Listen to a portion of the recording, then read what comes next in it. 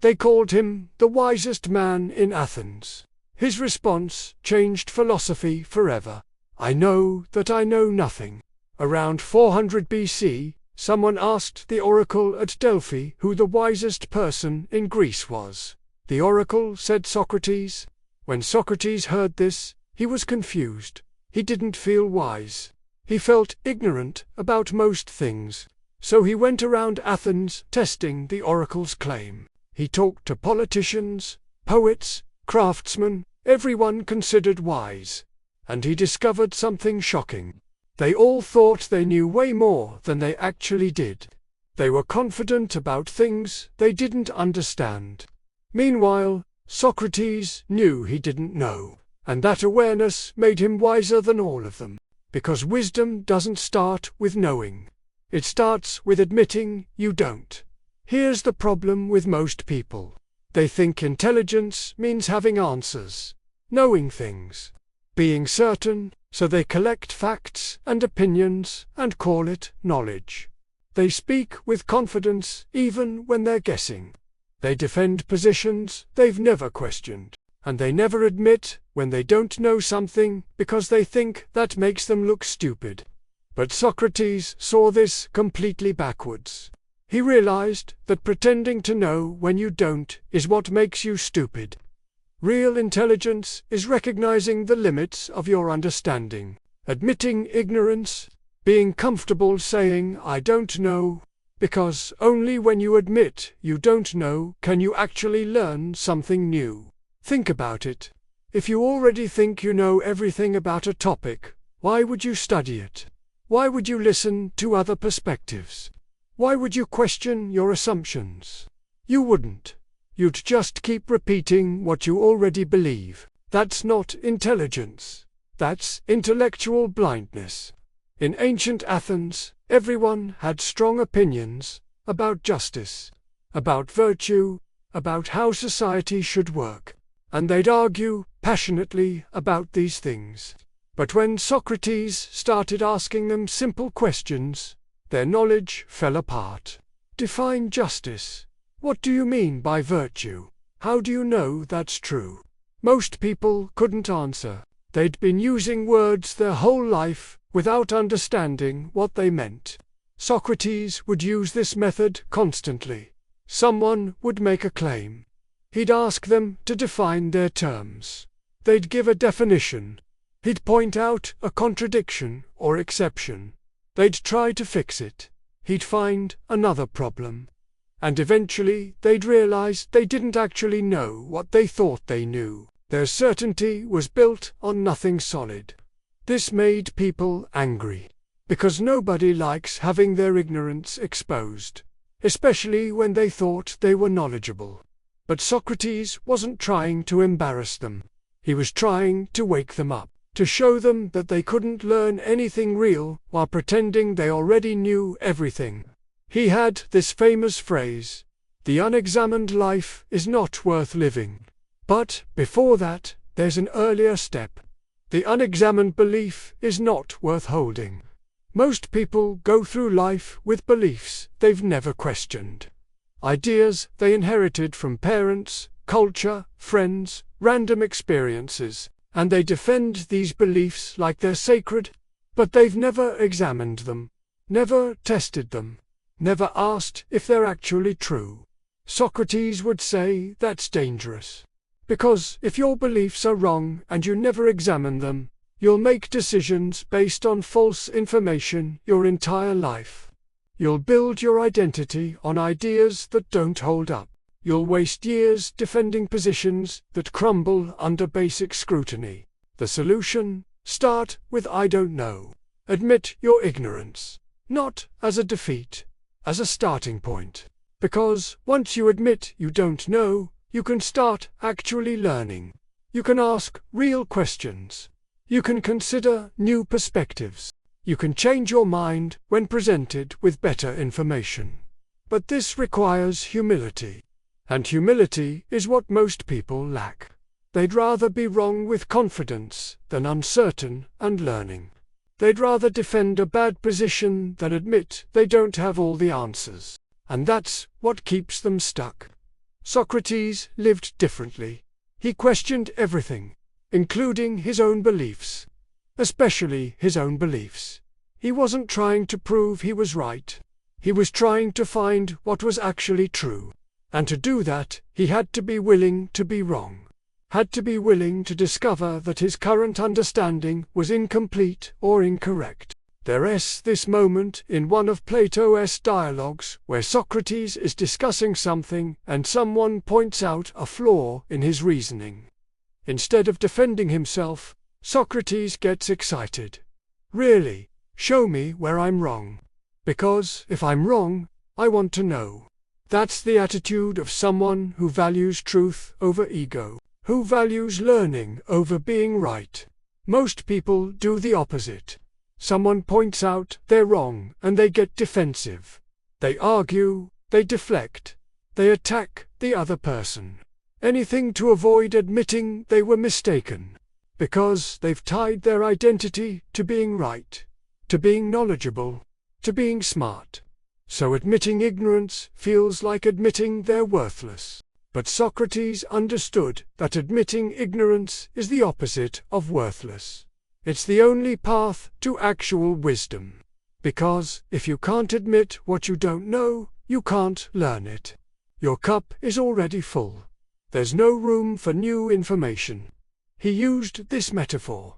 A wise person is like an empty cup, ready to be filled. But most people are like full cups. You can pour wisdom into them all day and it just overflows. Never absorbed.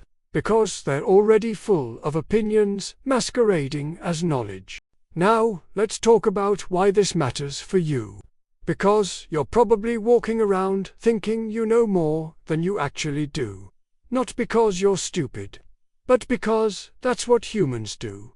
We confuse familiarity with understanding. We confuse opinions with facts. We confuse confidence with knowledge. You have opinions about politics, relationships, success, happiness, right and wrong. But have you examined those opinions? Do you know why you believe them? Can you defend them against basic questioning? Or are they just ideas you absorbed and never questioned? Most people can't answer those questions. They believe things because they were raised to believe them, because their friends believe them, because believing them feels comfortable. But they've never actually tested those beliefs, never asked if they're true. Socrates would tell you to start questioning, not to be difficult, but to actually understand what you believe and why. To separate real knowledge from borrowed opinions. To find the gaps in your understanding so you can fill them with actual wisdom. Here's a practice. Pick something you're certain about. Something you believe strongly.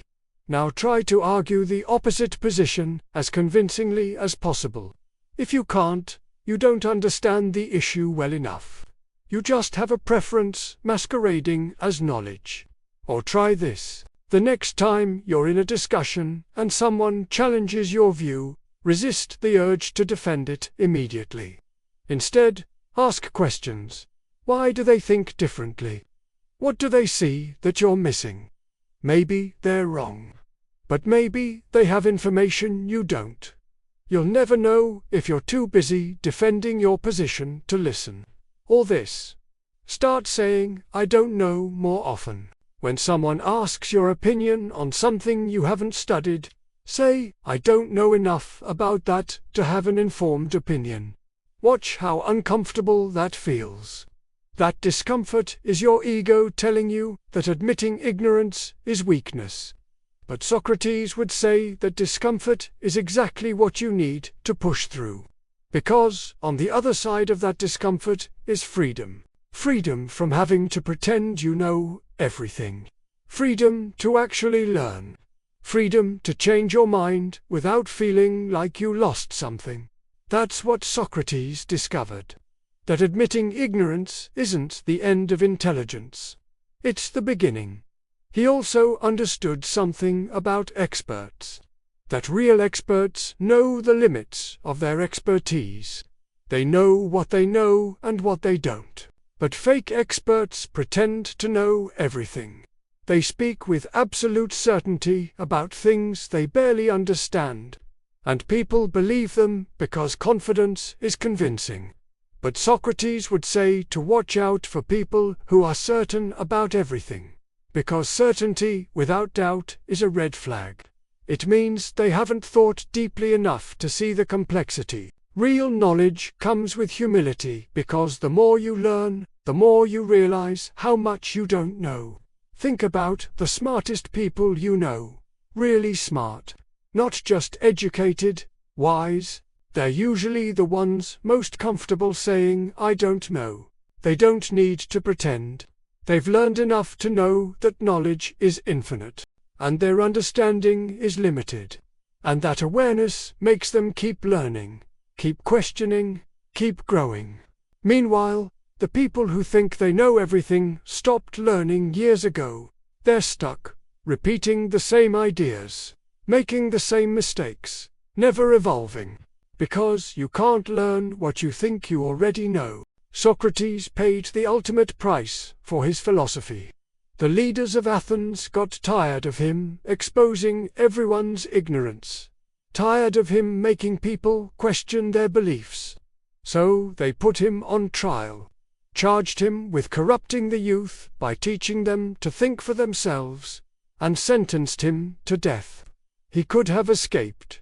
His friends arranged it, but he chose to die instead, because living without the freedom to question, to admit ignorance, to seek truth, that wasn't living to him. That was intellectual death, and he'd rather die physically than live as someone who pretends to know things he doesn't. That's how important this principle was to him, and it should be important to you too, because right now, you're living in a world that rewards confidence over accuracy, that celebrates people who speak with certainty even when they're wrong, that punishes admitting, "I don't know." But Socrates is telling you that's backwards. That real intelligence starts with recognizing your ignorance. That real wisdom begins when you stop pretending and start learning. That the smartest thing you can say is often, "I don't know, but I want to find out." So, ask yourself, what are you certain about that you've never really examined? What beliefs are you defending without understanding? What questions are you afraid to ask because the answers might change what you think? Those are the exact places where growth happens, where real learning begins, where wisdom starts, not in what you know, but in admitting what you don't. Socrates became the wisest man in Greece, not by learning everything, but by admitting he knew nothing. And in that admission, he found the freedom to actually learn. The question is, are you brave enough to do the same? Subscribe for more timeless wisdom.